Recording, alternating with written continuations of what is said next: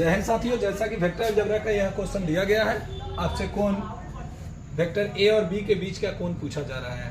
आप इसमें क्या करेंगे, मापांक या modulus vector A plus vector B equals to modulus vector A minus vector B लिख लेंगे। दोनों तरफ वर्ग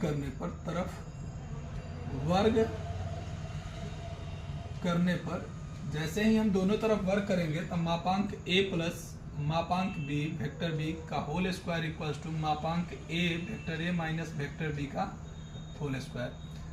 vector a plus vector b मापांक हट भी जाता है स्क्वायर करने पर और लग भी जाता है, vector a minus vector b का होल स्क्वायर।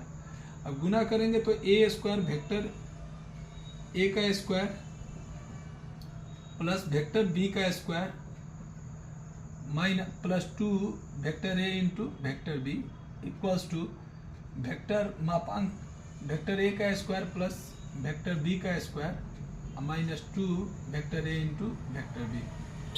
अब क्या लिख दें मेरे दोस्त, या दोनों से दोनों कट जाएगा, बचेगा 2 vector A into vector B plus 2 into vector A into vector B equals to कौन सी 0।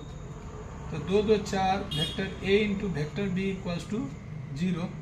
तो vector A into vector B equals to 0/4। अब हम लिख सकते हैं vector A dot vector B को लिख सकते हैं मापांक ए इंटू मापांक बी और कॉस थीटा इक्वल्स टू, यहाँ पर 0 में 4 से भाग देंगे तो 0 हो जाएगा, तो कॉस थीटा इक्वल्स टू 0 हो जाएगा। तो कॉस थीटा इक्वल्स टू क्या हो जाएगा मेरे दोस्त, कॉस π/2। कॉस से कॉस हट जाएगा तो थीटा इक्वल्स टू π/2 आंसर हो जाएगा। इस प्रकार अगर वीडियो आपको अच्छा लगा हो तो प्लीज़ एक बार वीडियो को शेयर और सब्सक्राइब जरूर कर दीजिएगा।